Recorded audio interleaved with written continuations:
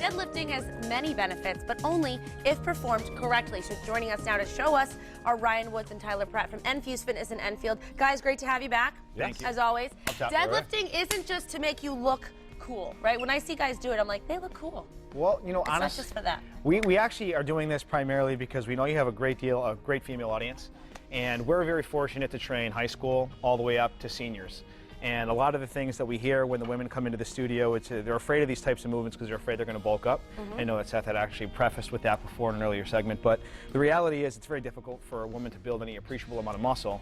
And this fundamentally is probably one of the most important exercises because it involves a very large percentage of the muscle fibers in the body and can also help functionally with a lot of carryover because we're always going to lift things up and put them down. Always, exactly. Especially if you're a mom and you got kids. It's all the time. So, right, functionally, how to do it properly so you don't hurt yourself. So there's a lot of different ways that coaches teach these, and I want to say that, you know, there's different benefits to different hand positions and different, you know, positions of the feet. So Ty's going to show with a slightly wider stance, and he's going to go with a close grip. So that's not that close, but he's going to be about maybe 8 to 12 inches apart. And the reason why is we're looking for him to have a neutral spine, so his head actually sits in neutral alignment. And you're looking for that kind of flat neutral spine in the back. All right, so what he's going to do is he's going to tighten up his glutes. He's going to put a little outward pressure on the knees, and then he's just going to pull his hips forward all the way up. He's going to finish the movement by having the shoulders back and down. Okay, and then when he comes back down, he's just going to push his hips back. Knees go slightly apart, and then he can just release. Okay, how much weight is on that? 65 pounds.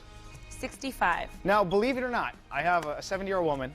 I'm going to give Liz a shout out here real quick. She can lift 135 pounds like that. And I have a 12-year-old who could do 135. Once you learn the proper mechanics of it, your legs do a lot of the lifting.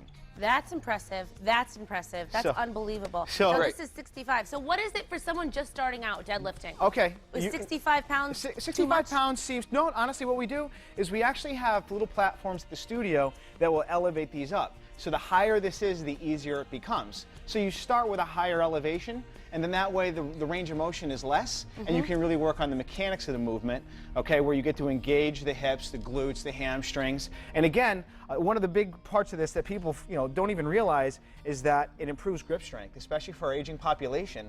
You know, it's very important to maintain the integrity of our grip strength. You know, because obviously that helps us maintain independence. Of course, and as you get older, that can be harder to do. Yep. You know, so one of the things that's also important, and I emphasize to all my clients, and it doesn't matter how much you lift, it's how heavy it is for you.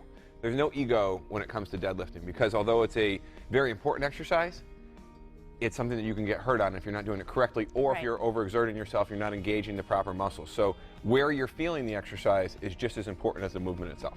Right, because we're all different, and that's why it's good to have someone there to kind of guide you, especially when you're just starting. How often should you do something like this, deadlifting? It really depends on the level of strength. The stronger you become, the less you lift, okay, unless you're doing it for competition.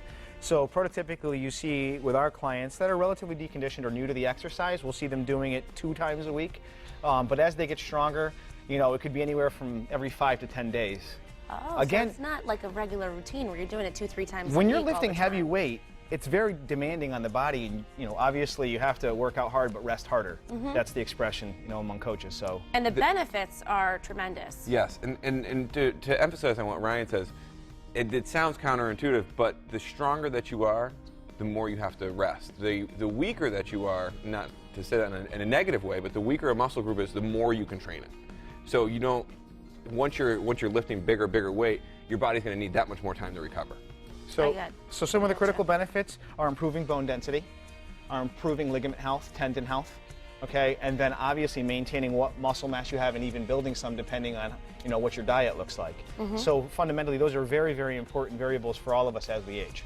And the more muscle you have, the more calories you'll burn, is that true? Yes, the more, yeah, obviously, and the better quality of life you have as you get older. Yes, which is what we all want. And if you're 12 years old or in your 70s and you can say you can deadlift 130 pounds, that's just pretty darn cool. Yep. Yeah. So there's definitely variations to this, Ashley. You know, obviously different hand positions, different elevations, foot position, but that's one of the most basic. And everyone, whoever you are, no matter what your skill level is, you can try it, you can do this.